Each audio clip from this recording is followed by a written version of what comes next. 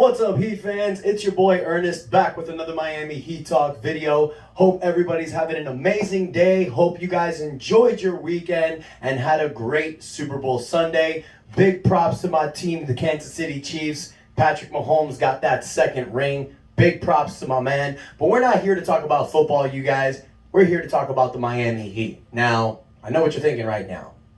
Heat, 6. Who is that in the current roster? Nobody.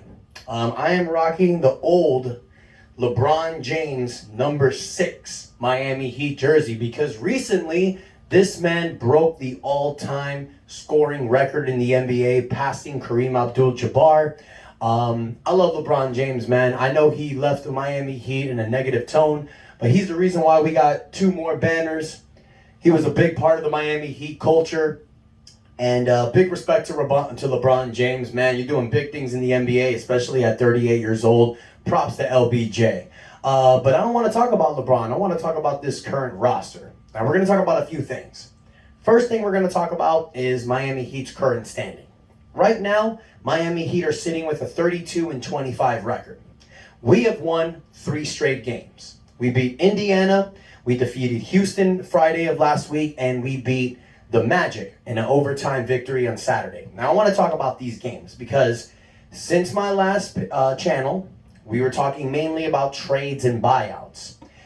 There's been people who've been talking about these last 3 games, like Ethan Spolnick, Ira Winderman, Big O, Locked On Heat. You know, there's a lot of channels, but don't forget to check out my man. I've mentioned him earlier. My boy, man, I forgot his name right now. Jesus, I'm so sorry. I'll try to remember it later. I don't even tag him on the post. Ugh. Anyways, moving on. A lot of people have been saying that these past Heat wins haven't been that great because they've been close games. And to teams like Houston, Indiana, and Orlando, that's bad because these are all teams that are really not high-seeded playoff teams. And that's true. It is cause for concern because you beat Indiana by 5. Indiana's the 12th seed. You beat Houston on that beautiful alley-oop in the end to Jimmy Butler to win the game. It shows that you're having great creativity to win games.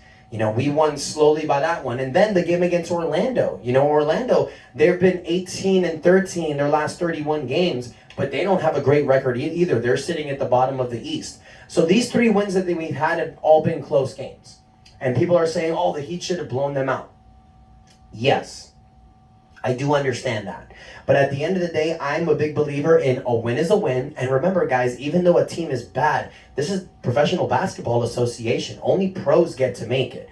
Now, I am going to say these aren't wins where you think, yeah, the Heat, you know, they're getting up there. They're going to be able to beat Boston and Milwaukee.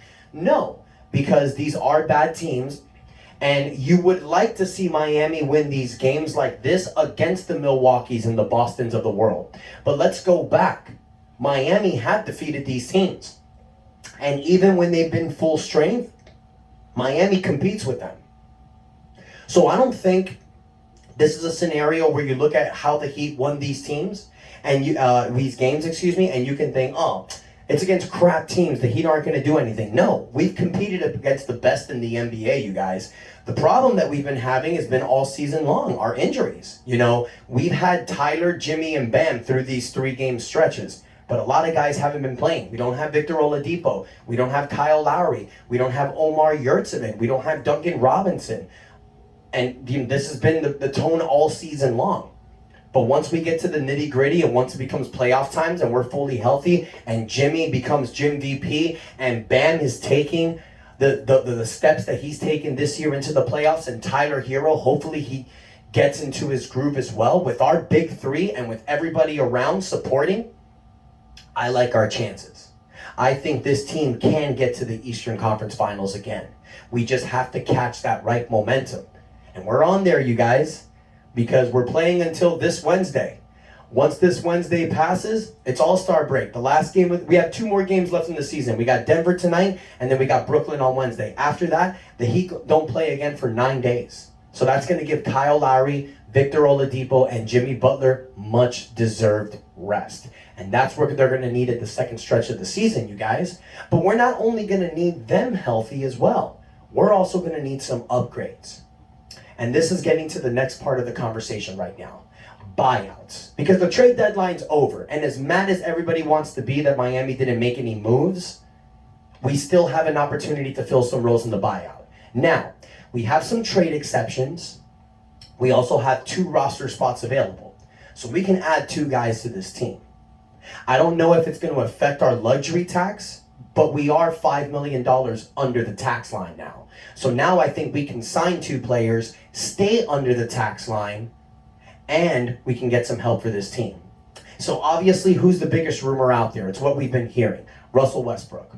Russell Westbrook has been saying that he's going to make a decision sometime this week between Chicago and Miami.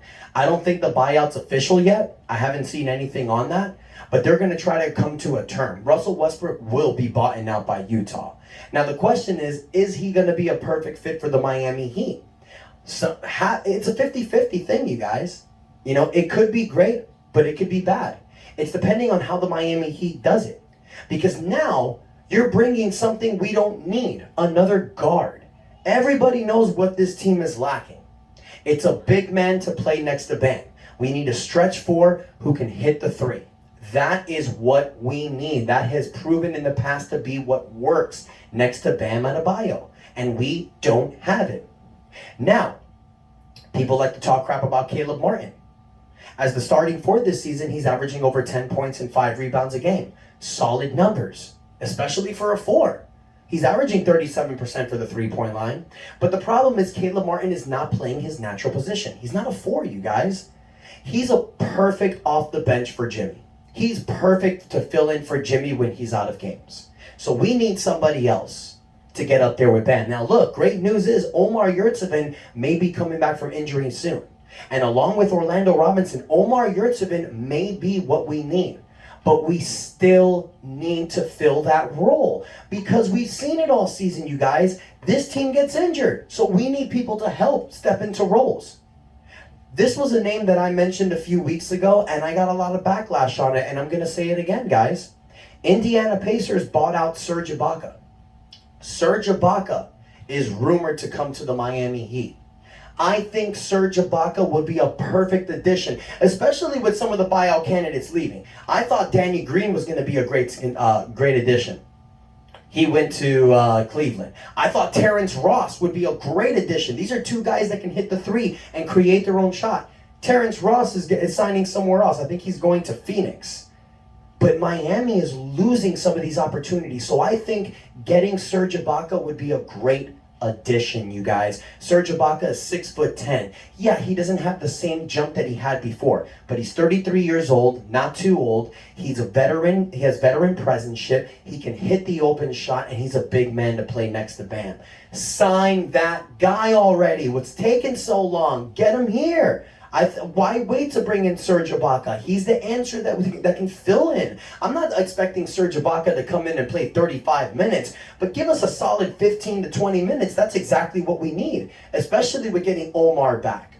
That's going to help us big time, and it's going to alleviate some pressure off of Bam, which is exactly what we need in the playoffs, you guys. Bam's going to need some rest for 10 to 15 minutes a game. So you need one of these guys to come in and not just take a spot. Come in and make an effort, my opinion. Then, with the final spot, do you want to give it to a Russell Westbrook or a John Wall? I mean, I love Russell Westbrook, you guys. I just don't think he's going to be good with this team, especially to start.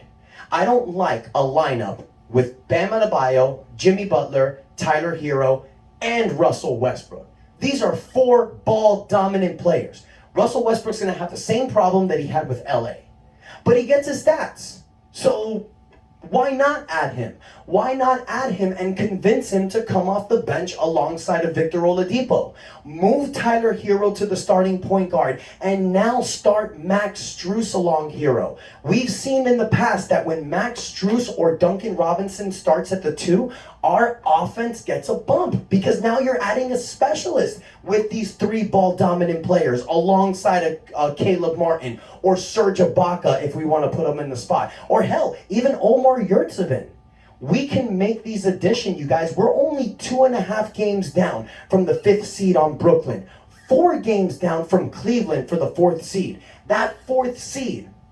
could be obtainable from the Miami Heat, you guys. We win these games, and it is definitely attainable.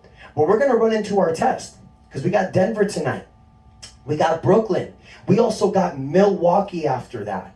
So we got some serious games coming up. The true test is going to be after the All-Star break. Once we get our players healthy, we need to win these games because we have, I don't want to say a favorable schedule, but we do have some true tests coming out. We got Milwaukee right after the All-Star break. So that's a game that we're going to need to win. And we got further others that are pretty difficult after that. So I want to hear from you guys. Do you think Serge Ibaka would be a great fit on this team? Or is there maybe another big man you would like to add? Do you think Russell Westbrook would be a great addition? Or should we get somebody like John Wall or Patrick Beverley or maybe a Will Barton? There's a lot of people on the buyout edition, guys. I'm going to do another channel specifically on buyouts, but I want to know what you guys think. Don't forget to let me know in the comments, you guys, but most importantly, hit the like button, click the subscribe button if you have not already, you guys, and hit the notification bell to get all of my latest updates. Thank you guys so much for the love and support, and until next time, your boy Ernest out. That's enough said.